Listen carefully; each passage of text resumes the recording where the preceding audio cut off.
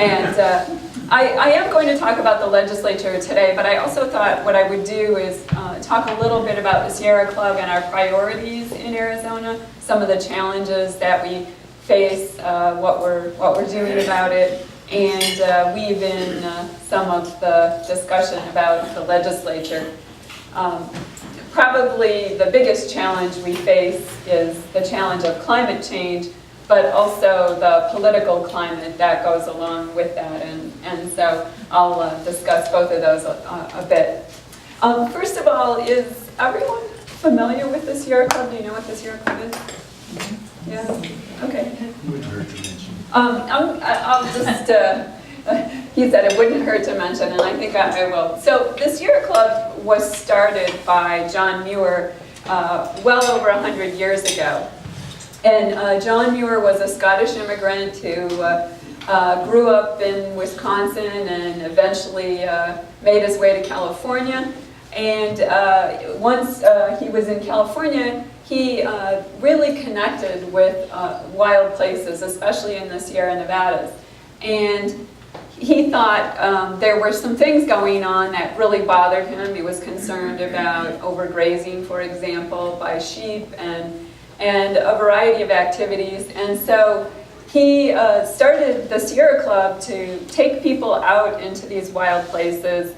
And the idea was that if people saw just how wonderful they were and amazing, they would connect and then be willing to be advocates for them.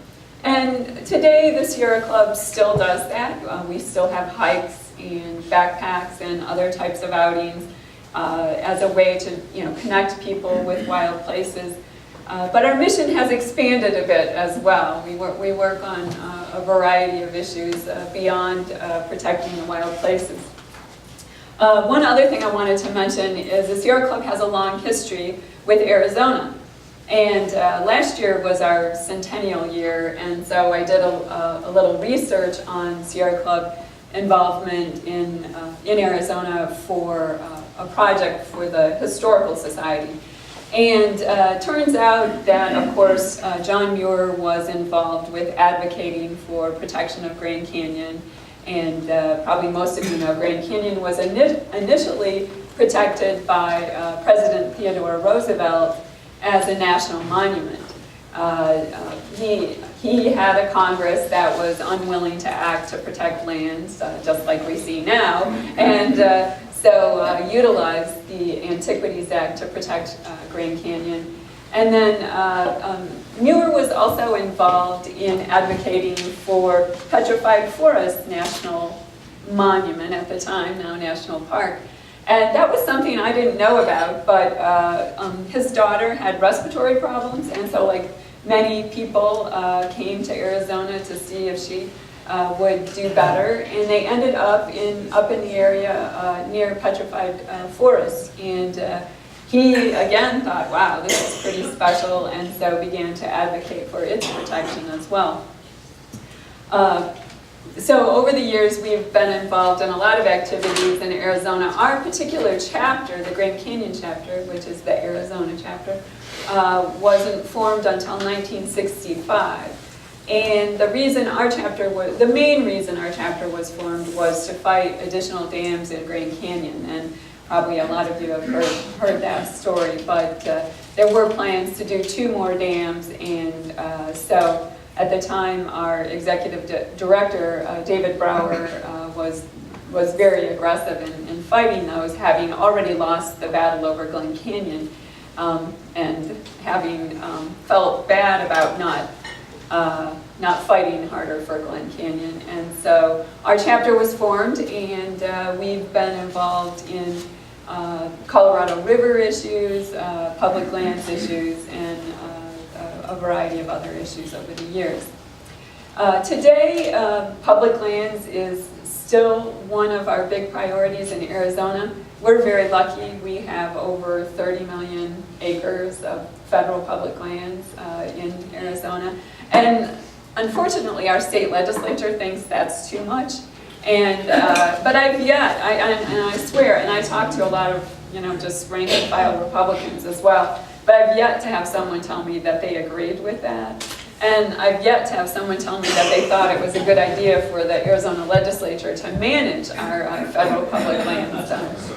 And you all probably remember the ballot measure from last year that your state senator, at least for some of you, your state senator helped refer to the ballot, and then it basically said, we, Arizona, are going to assert our control over the federal public land, and the voters rejected that overwhelmingly, over 2-1 no vote. But most people think that's a particularly bad idea.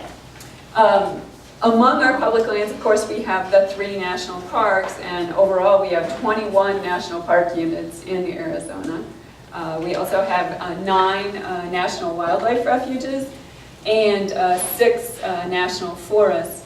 And one of the things I wanted to mention about the national forests is that right now all the forests are going through forest planning, and the Coconino will be coming out with its draft plan probably in the next month or so. So people will want to watch for that and be engaged. And if you need information on how to get involved, feel free to contact me about that.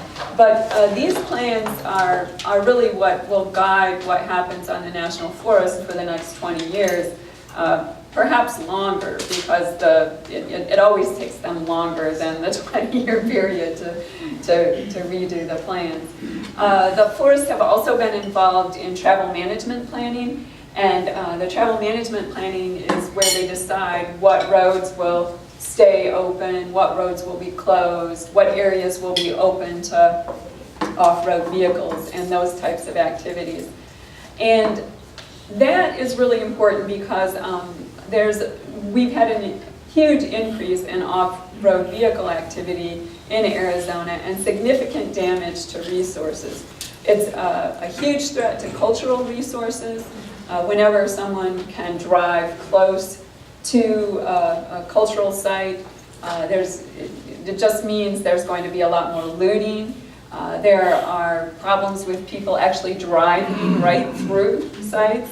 That's one of the reasons the Agua Fria National Monument was established, was to protect the variety of cultural sites and to try to limit some of that off-highway vehicle activity. And so it's really important to try to weigh in and let people know that you support keeping vehicles in places where they'll do limited damage, because there are a lot of forces pushing for more cross-country travel, less enforcement, and one of those forces is the Arizona legislature. Again, I'm not going to, by the way, I'm not going to have much good to say about what's going on at the Capitol. I'm just telling you that now, but I will try to find a couple things. But right now there's a bill, and this bill I find particularly outrageous. It's House Bill 2551, and it's basically a bill to say that game and fish, sheriffs, county sheriffs, city law enforcement cannot enforce the off-highway vehicle restrictions on any federal public lands that have been closed to off-highway vehicles. And so this is, yeah, exactly. And the way it's worded is, even if they see them doing something that's reckless, even if they're doing damage to cultural sites, even if they're doing damage to riparian area, wildlife. And so that is in that particular bill. It also makes it discretionary for them to enforce the habitat protection provisions on any land. So not just the federal public lands, but on any land, so state lands, county lands. So it's overall a very bad bill, and unfortunately it has already passed out of the House. I will say then that all the Democrats voted no, which is not a given, so that was good. And then Kate Brophy McGee also voted no, but that wasn't enough to kill the bill. But it still needs a final read in the Senate. So there's still an opportunity to contact your senator and let him or her, I guess, him mostly here, know that it's a bad idea. Yeah, you had a question? Is this particular bill an ALEC-type bill that's going to be in all the state legislatures? The question, wherever they can get it through? Yeah, the question was, is this an ALEC-type bill that we'll see in all the legislatures? I don't think it came from ALEC. I think this is more of a local states' rights thing. You know, this is pushback on the federal government and federal public lands, and it's a way to say, well, we're not gonna do enforcement, and the federal government knows that the state has more officers out there, right? And so there'll be less enforcement overall. But and mostly it's a way to get the Forest Service to back off on some of the closures, which I have to say have been pretty limited. I mean, we've actually been, fighting with the Forest Service to do more, and yet even those limited closures, they're really fighting about. And Game and Fish wants there to be unlimited game retrieval, off-road game retrieval with vehicles. And if you just do that, then it's almost impossible to have enforcement. So, so I think it's particular to Arizona, because actually the Game and Fish Department in New Mexico supported having areas closed in order to protect wildlife. So you would think that that would be a given, because not only does vehicle activity cause direct mortality, meaning it kills animals, but there's a lot of disturbance that's caused by roads and vehicles, different behavior by elk and deer and pronghorn. So it's really a pretty big issue for wildlife as well. Anyway, that's one of the bills that is still outstanding that you can still take action on. Last time it went out of the Senate, it was, again, pretty much down party lines. John McComish voted no, he's a Republican, and then a couple of the Democrats voted for it. So we're hoping to see if we can come up with 15 votes in the Senate, which is what you need to kill a bill. Yeah, in the back.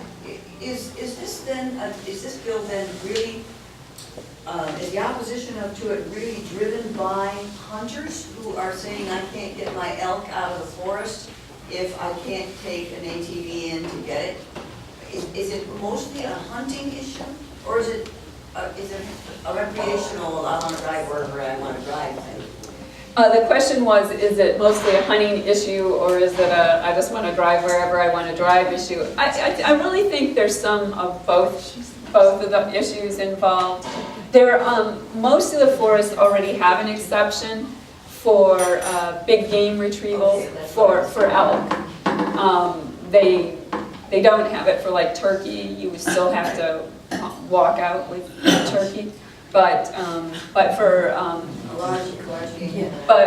for elk, most of them did allow it. Although other states don't have that. Like I said, New Mexico. Apparently, people can find someone to help them haul things out there. So anyway, but I think it's mostly a power struggle between the state and the federal government on this one. But what it will result in is less enforcement, and that means more damage to the public lands. It actually risks public safety as well, and more, and especially when people are going into wilderness areas where they're not supposed to be driving anyway. It would be nice to think that there would be some enforcement relative to that. So in the public lands area, we've been doing a lot on national park issues, including Grand Canyon. And Grand Canyon has a lot of issues, always has a lot of issues. But some key issues for us with Grand Canyon have been the noise, the air tours, and so we've been trying to see the park implement a restoration of natural substantial restoration of natural quiet at Grand Canyon for over 20 years now, and still it's pretty noisy. That issue, unfortunately, we lost ground on a couple of years ago when Senator McCain helped to support an amendment on a bill that makes it more difficult for the park to act aggressively to protect the natural quiet. Grand Canyon also has a lot of issues that affect it outside the park. There's a huge development that is being proposed in Tucson. The main concern about that development is the water.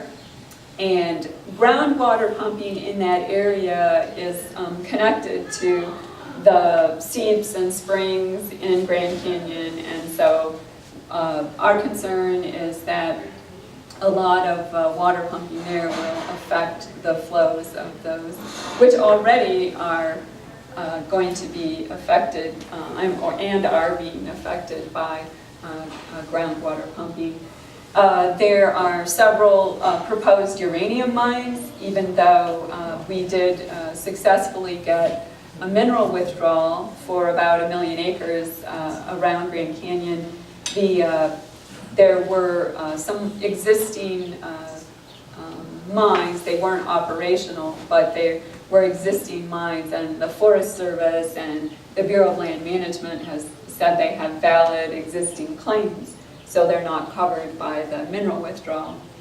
That being said, we are challenging a couple of the mines, including Canyon Mine, which is, I don't know if you know where Red Butte area is outside the park, but Canyon Mine is near there. It's on the South Kaibab.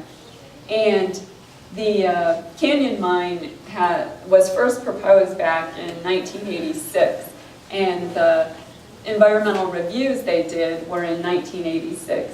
And so they're, more than 30 years or almost 30 years old. And so we've said, you ought to do a new review because we know a lot more about what's going on. We know a lot more about the hydrology in the area. There are new endangered species that have been listed.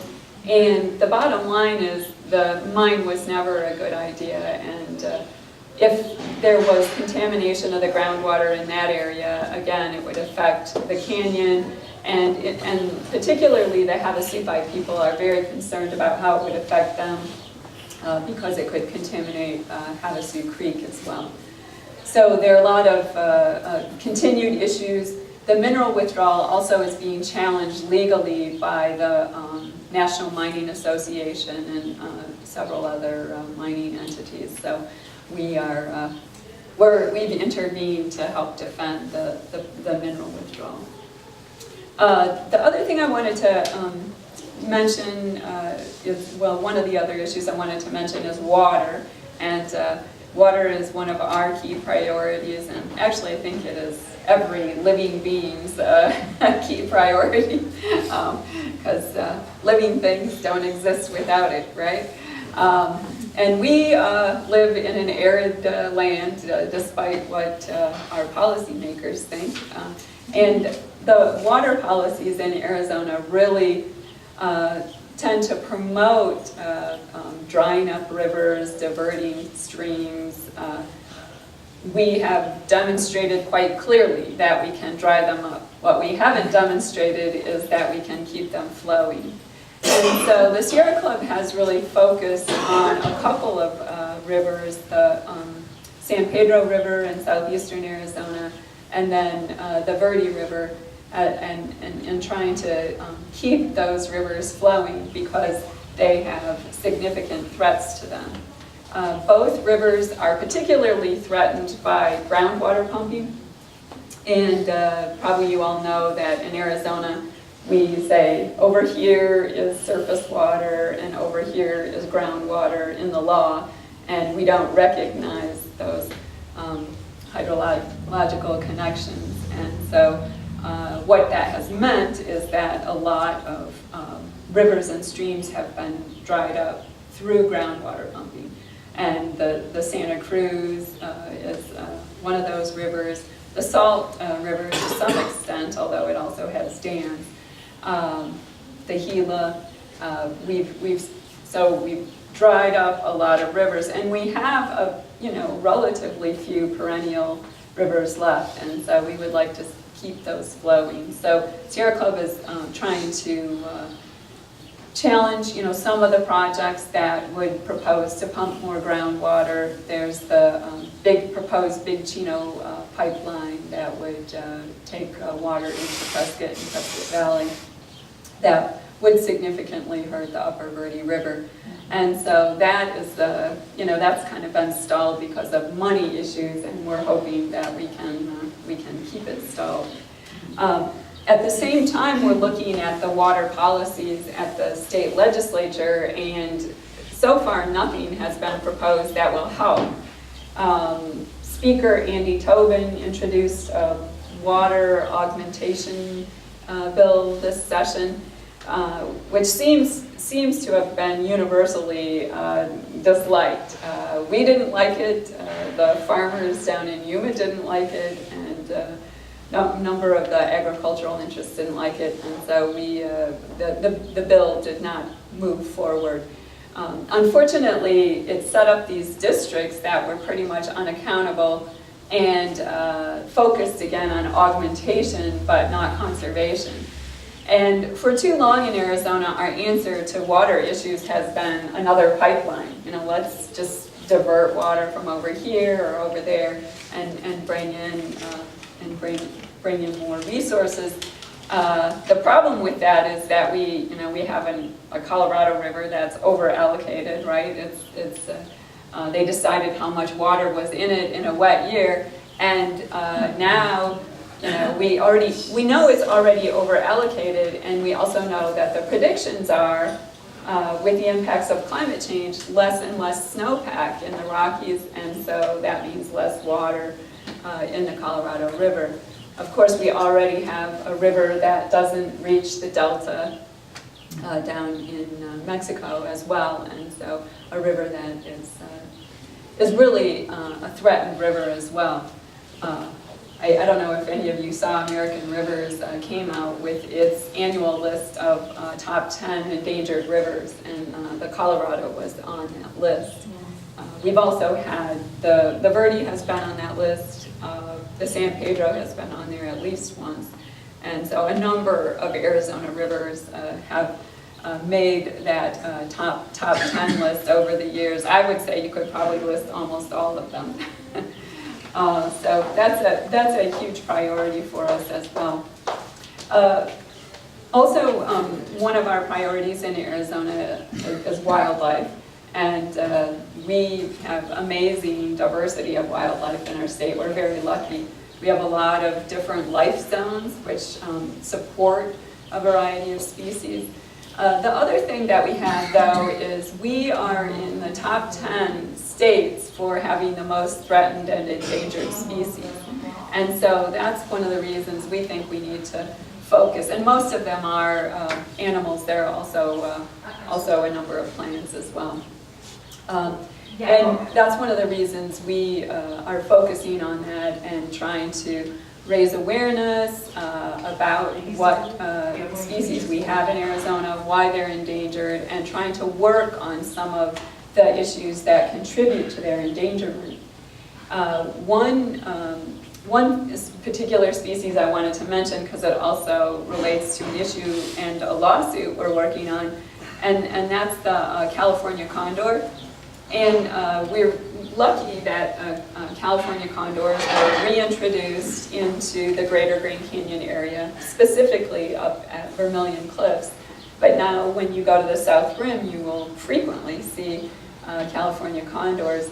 And I mean, this is a species that really was on the brink of extinction, and through a concerted effort, capturing the few remaining condors, captive breeding, we're seeing, more condors released in California, Arizona, and actually some of the condors now go up into Utah.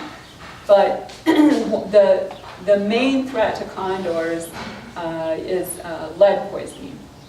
And the majority of the lead poisoning comes from lead ammunition that is in carcasses that are left, or gut piles from when people have been hunting and stuff and leave those out on the landscape. And it doesn't take very much lead for a condor to get sick or for a condor to die. And it is the #1 reason that they die, and over half of the population has to be treated for lead poisoning most years. And so that is a huge issue.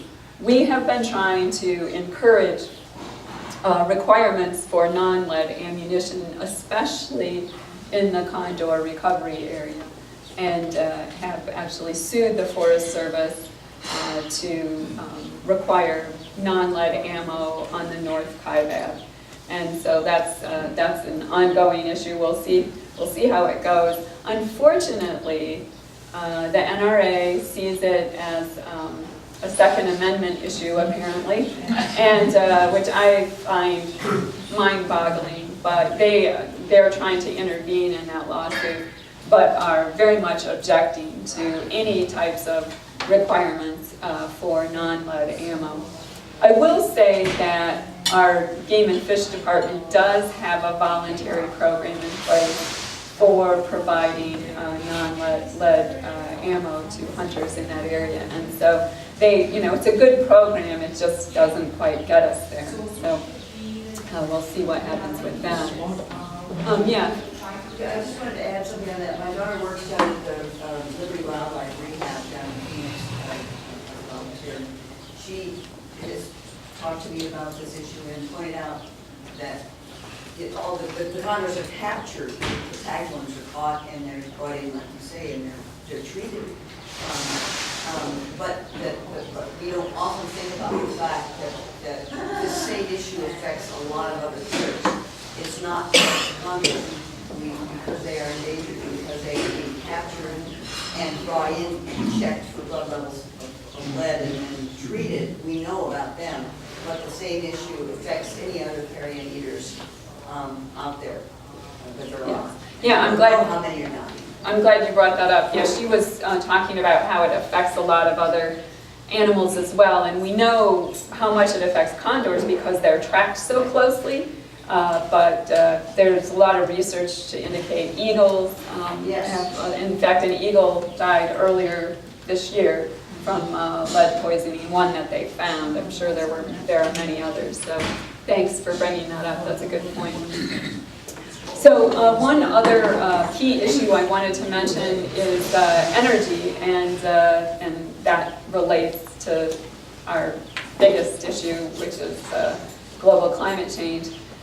Here in Arizona, the Sierra Club has focused a lot on promoting clean energy, both renewable energy and energy efficiency, and also trying to promote a transition from the fossil fuel generated electricity, especially to using more renewables and being more efficient.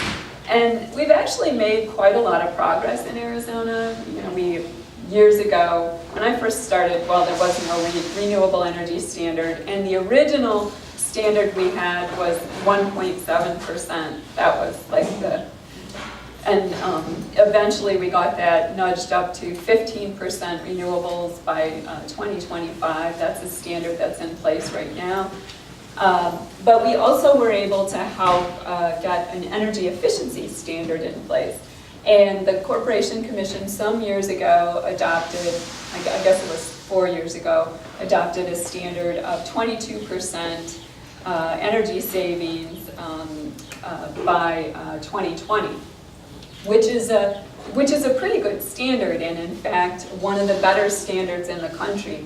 Arizona has received recognition for the standard. Arizona Public Service has won some awards now for energy efficiency programs. So it's working.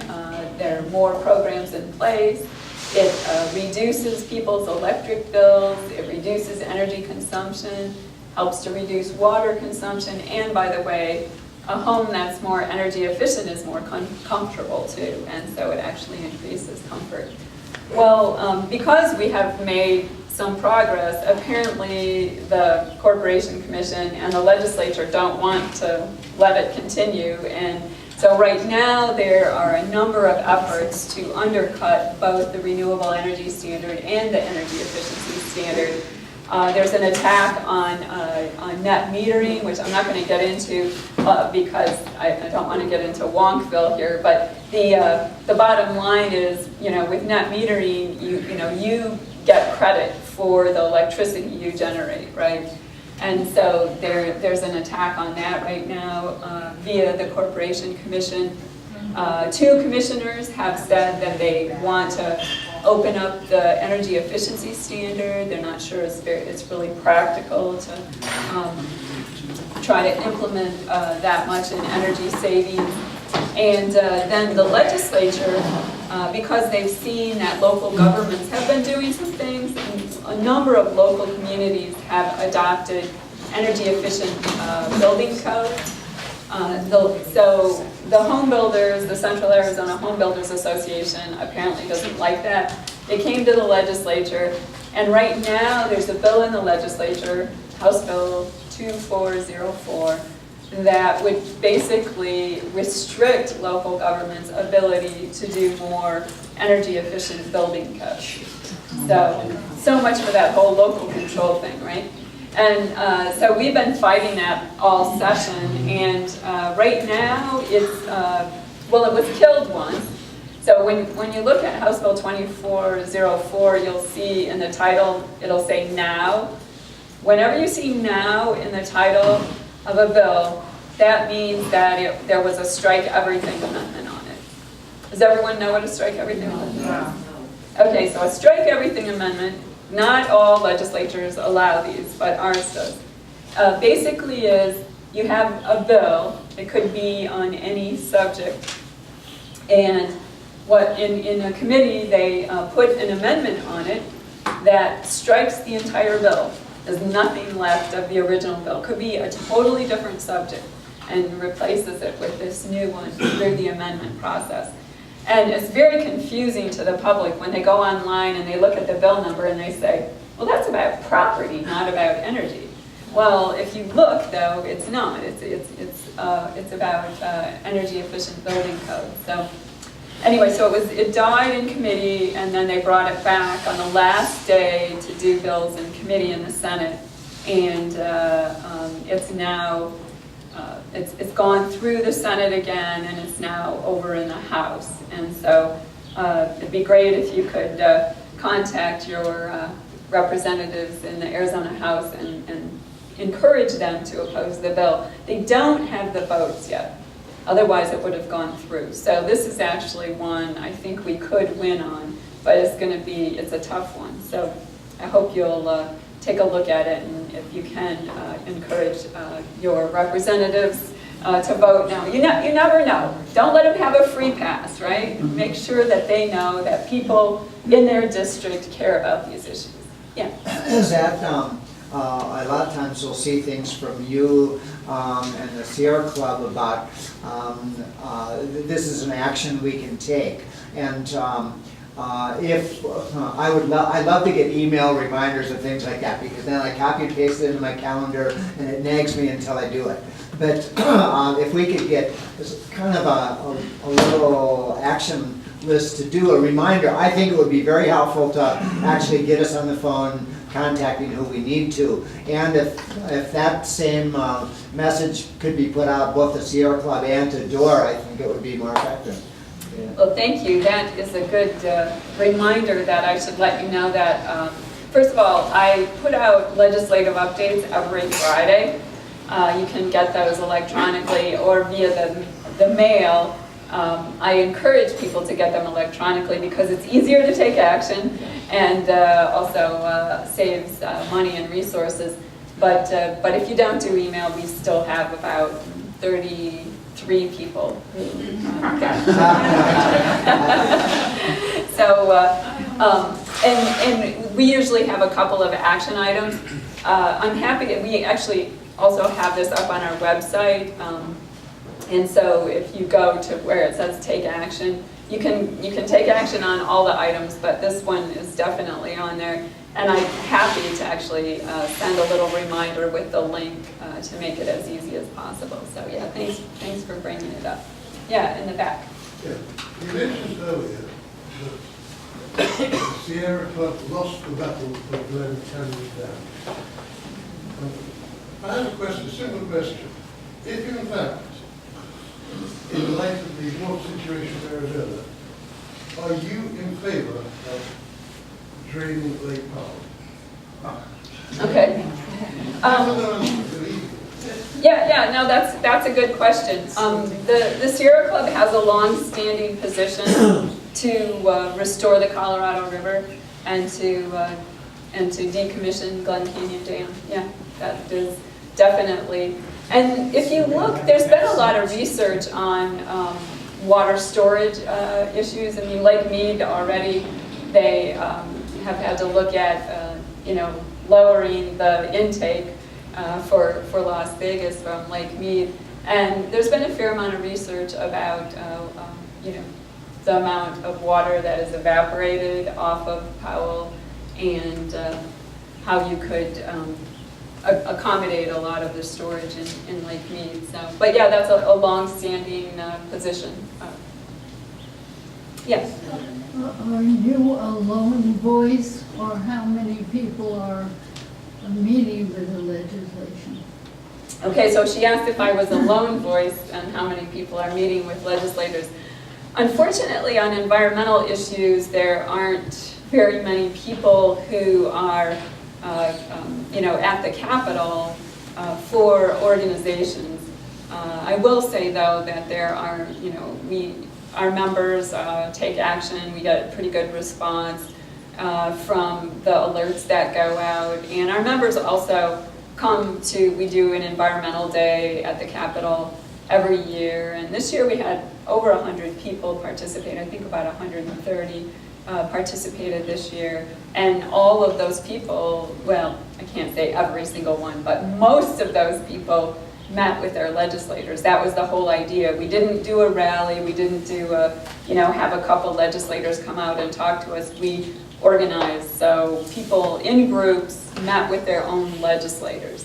So I think that's very helpful. And then, of course, people meeting with their legislators in their districts as well. And I encourage everyone to do that. I know it's like, when you disagree a lot with your representatives, it's hard. But I think you give them a free pass if you don't show up, if you don't make sure they know you're a constituent and that they are supposed to be representing you and listening to you. And so I would say, if Mr. Thorpe or Senator Crandall don't, come to your activities or activities where you have an opportunity to meet with them, I mean, I would go to, if they're at a Republican breakfast, I would go and I would say, hey, I'm a constituent as well and I care about these issues. Because what they'll do is they'll say, well, I didn't hear from anyone in my district, the people in my district don't care about this issue.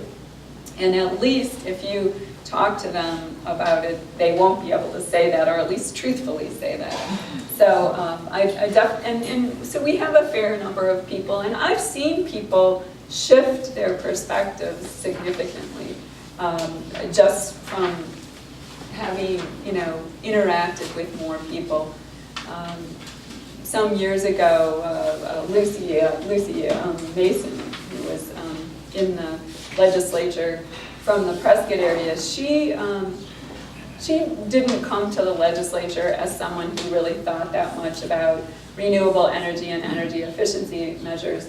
But I think through a lot of work, hearing from a lot of different people, she eventually became someone who was sponsoring a bill that she was working with Janet Napolitano on. So it was like, you can see people change. And even if they don't necessarily change, you might be able to find just one issue. You never know. Like, for example, people who are really anti-tax, believe it or not, there are some taxes that actually fund really bad projects. So you never know, you might agree on, well, you know, maybe we should get rid of that tax. Or maybe we should take that tax and use it for some other purposes, you know. So, yeah, but it is a little bit lean on the actual, you know, representatives of groups at the legislature. A lot of people have given up, I will tell you, but I think that it's really, and the Sierra Club thinks it's too important. That legislature has huge impact on the environment and on, you know, on the quality of our air, you know, on what kind of transportation we have, you know, what we're going to do relative to energy issues. They have huge impact. And likewise, the Corporation Commission. I mean, the Corporation Commission is supposed to represent us statewide, and right now, they're the worst I've seen, the Corporation Commission. They are just like so not on, they really aren't on the same page with the people of Arizona. And you know, I don't go only by polling, but the polling is very strong. The people of Arizona think we should be doing more with solar energy. They think we should be more efficient.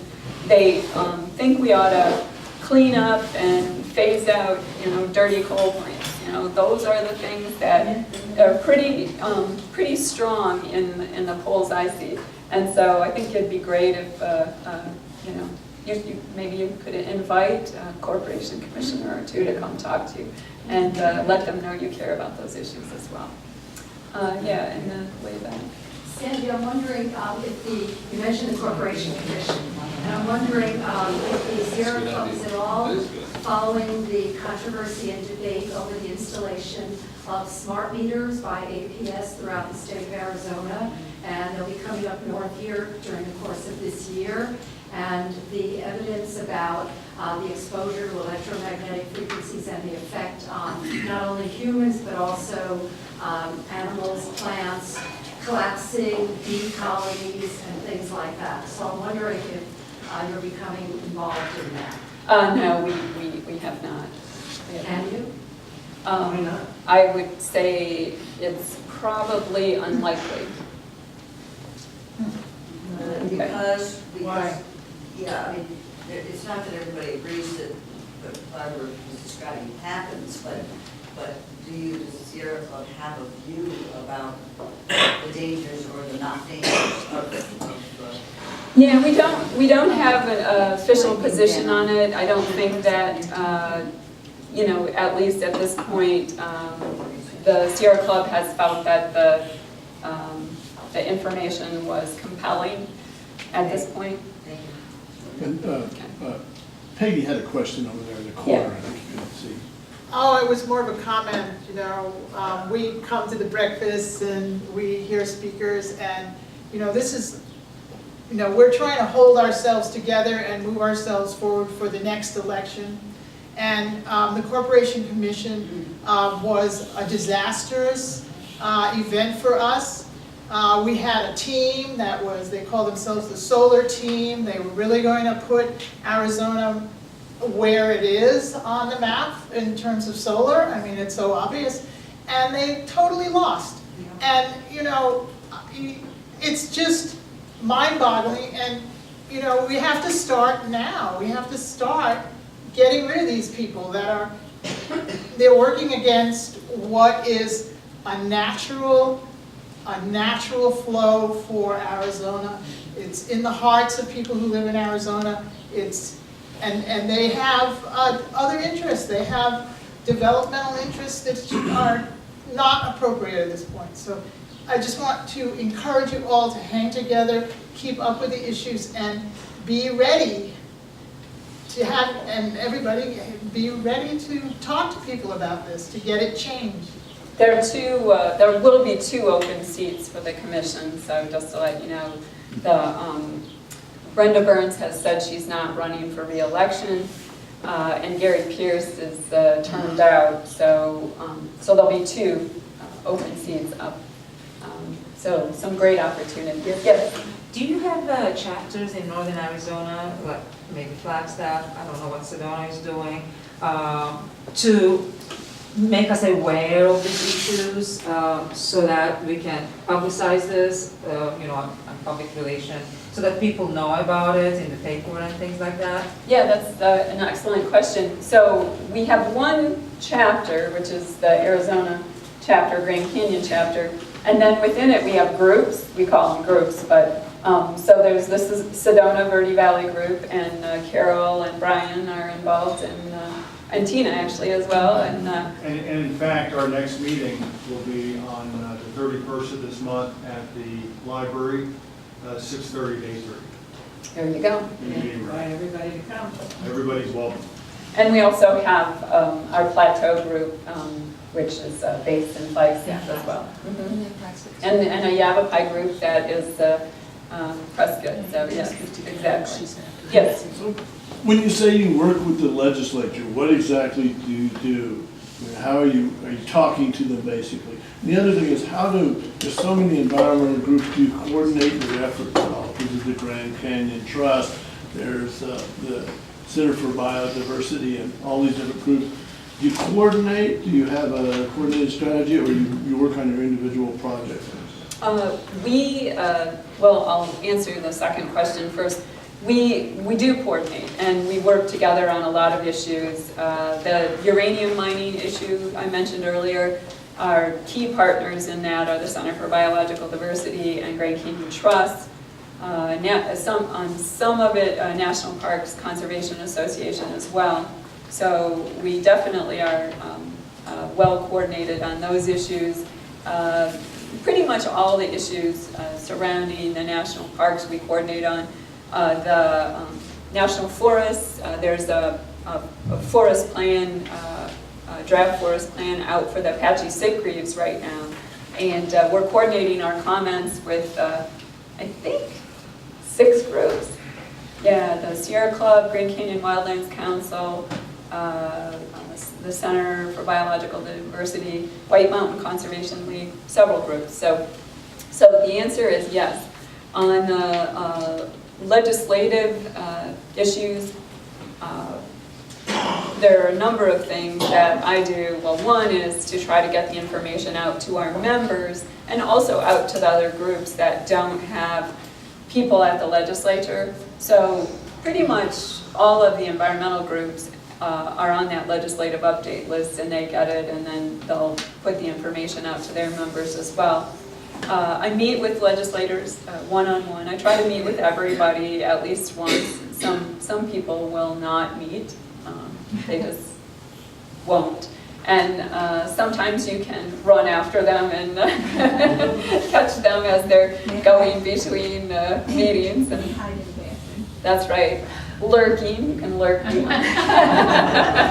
So, and then testify in committee hearings. In fact, I just testified yesterday against a very bad elections bill. And I brought a handout on this as well, because one of the things the Sierra Club works on as well is good government issues. Over the years, we've supported clean elections, independent redistricting commission. It's the second one in. No, that's, no. Here. There you go. Sorry. I didn't want to leave this stage because I was instructed not to. Anyway, so this, what they did with this budget that they just introduced is they introduced an elections bill, it's Senate Bill 1493, and they put some of the worst provisions of all the other election bills in there. So when I testified on it yesterday, I actually said Merry Christmas because it was a Christmas tree, and it has like a little bit of everything in there. But what they're trying to do is make it more difficult for people to stay on the permanent early voting list, and probably some of you have heard of that. There's a bill 1261 that does that. Well, they took the provisions from that bill and put them into 1493, and then they also have a lot of anti-initiative and referendum measures in there as well. So if you were doing an initiative and you turned in a petition and it had a couple of blanks on it, and you didn't line through the blanks, or you didn't write NA, they could throw out that whole page. The other thing is, if you didn't arrange all your petitions by county, by circulator, and by notary, they could throw those out as well. So they're looking for ways to throw things out on technicalities. And from the Sierra Club's perspective, probably the only way we're going to get additional environmental protections, including things like funding our state park system, which has been a huge issue, I know, for people up here and for us as well, is going to be through the initiative process. So we've generally defended the citizen initiative process when the legislature attacked it, which they have done fairly frequently over the last 10 years especially.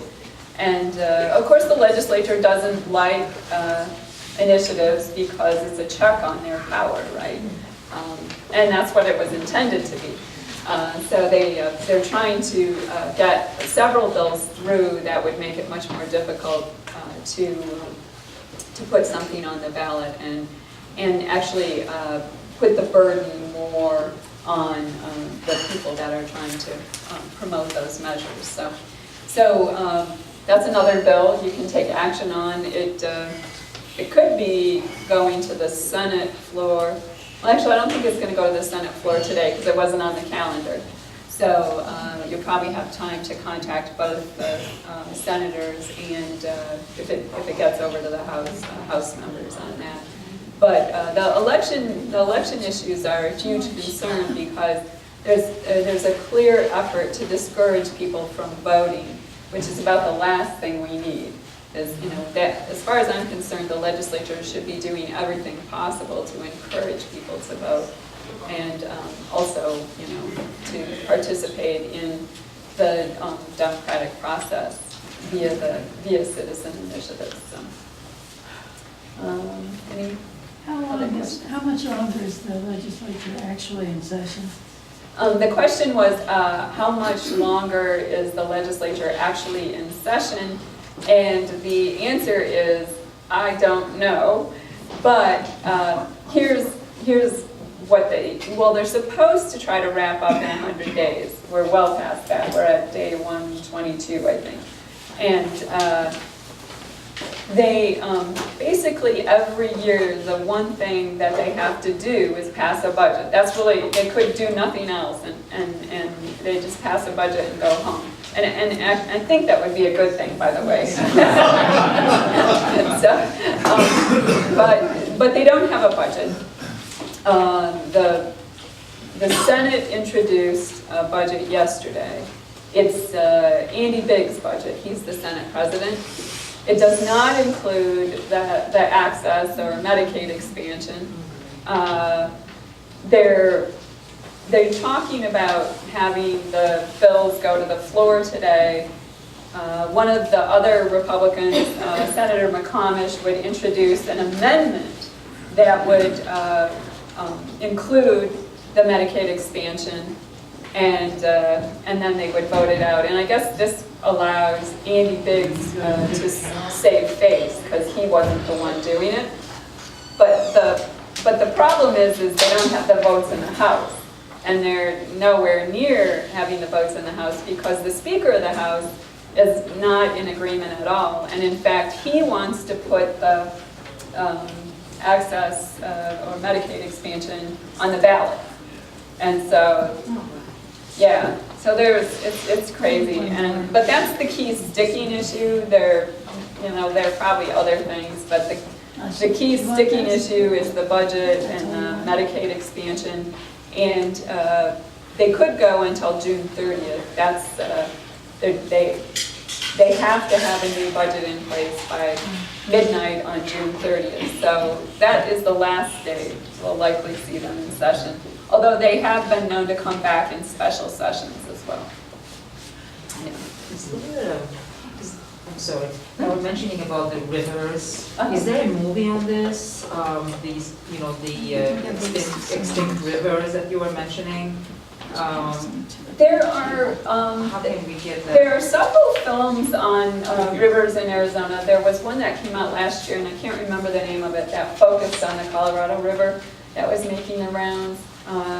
But I can get you the name of that. There's one on Fossil Creek, which is a great kind of an uplifting film because it's about restoration of a creek. And by the way, Fossil Creek is one of two wild and scenic rivers we have in Arizona, just two. There is a proposal that we're working on to try to get the Upper Verde designated as well. So if you're interested in that, could use a lot more help. The politics of getting something designated right now are pretty challenging. But there are a number of films I can think of. You mentioned, you know, the world's extinct rivers, I mean endangered rivers, and Colorado River was one of them, and we have like two rivers in the Verde. And I was wondering if there is a movie on that, like the world most endangered. Was it world or? It was it's the United States. United America. States, yeah. Yeah. I don't think there is. This is a list that there's a group called American Rivers, and they put out a list every year of the top 10 most endangered rivers. So if you go on their website, they have a list of the rivers, and you can click on each of them and read a little bit more about why they're endangered. For example, for the Colorado, it's, you know, climate change is one of the issues.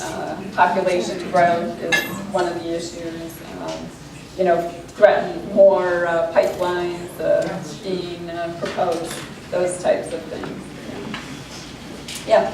I just want to say that I put out some of these on some tables, and we ran out of a few of them, and so it's not as, I mean, it's a little bit spotty here, but there are more papers here that Sandy has.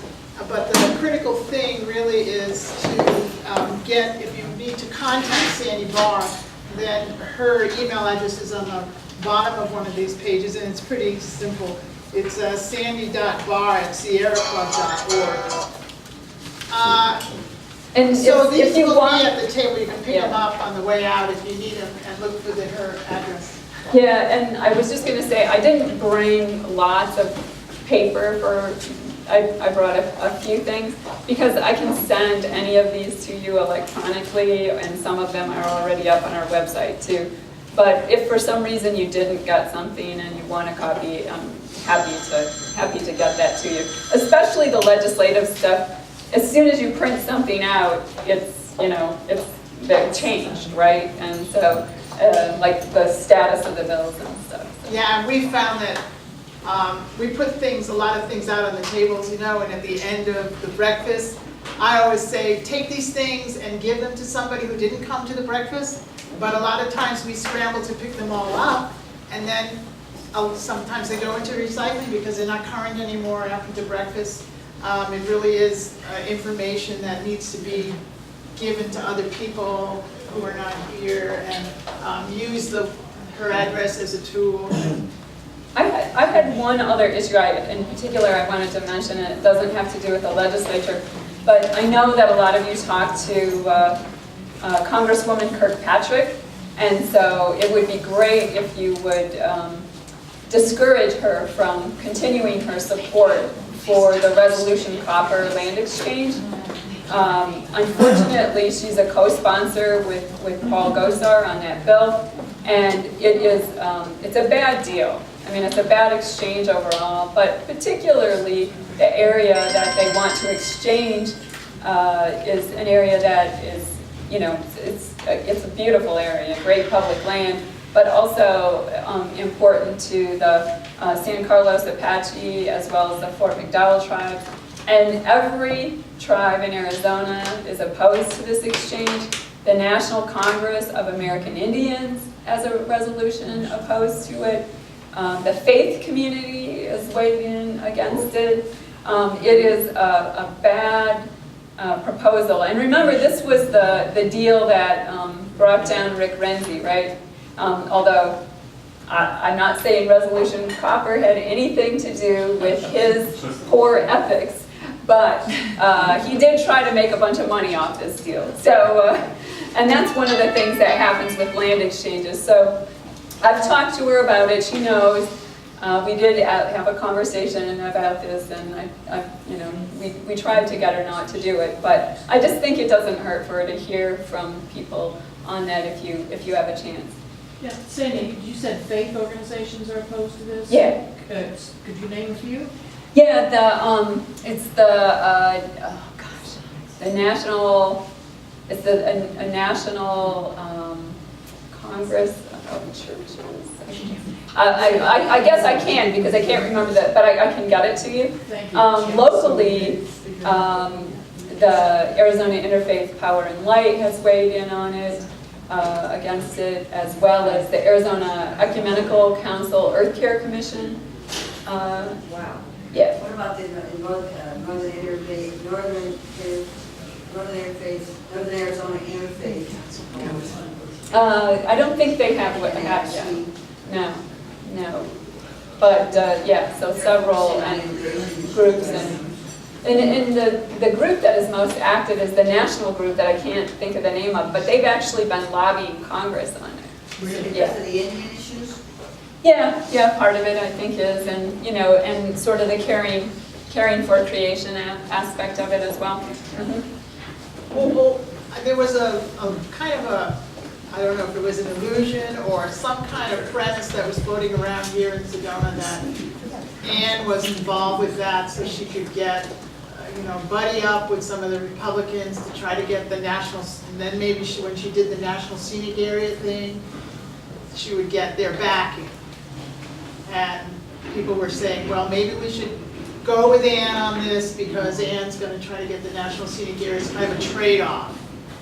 And it's not, I think you should address that to people who get into that kind of thing of compromising in one, well, not in our backyard, but this is our backyard, and we're gonna stand behind somebody who's doing a trade-off. Yeah, I don't think those are ever a good idea. Somebody else's backyard. Yeah, somebody else's backyard, which is all our backyards at this point. Right. We're all in it together. Yeah, exactly. I mean, I talked at the beginning a little bit about Glen Canyon Dam. I mean, basically what happened on Glen Canyon Dam is there was a decision to, fight dams in Dinosaur National Monument and let Glen Canyon go. And for the rest of his life, Can't do that anymore. for the rest of his life, David Brower regretted that and tried to make good on it. So I think trading off one thing for another, plus what it does is it divides instead of brings people together. And so that's another reason not to do that. How about one more question for Sandy, because we've got to go and do a radio interview. Yeah, We want to give her a break for a few minutes, or just talk for another half an hour. Go ahead. Just one quick comment. I'm a believer in electronic communication. Both my name is Dubois of the Forest. I want to save the forest. But if there's anybody that needed help with email, say that does not know how to do email, I will offer my services to get you a free email account and show you how to use it. So, and I would do that in lieu of my new association with the Sierra Club, as opposed to DOOR, just because I haven't been active in DOOR, but I am becoming more active in the Sierra Club. But so if anybody needs help with email or knows of somebody that does, I would be willing to help them out with that. Thank you. That's a great service. I know I'm actually impressed about how many people. It's just like I remember when we first started getting a few email addresses, and it was like, oh, this is great. We can get information out timely. We save paper. We save money. And I know some of us probably get more email than we care for, but still, it's a great tool to have, and it really does save resources. And it means that you can get the information in the quickest way possible, so you can take action on it in a timely manner. So thanks for that great offer. Okay, Thank you all.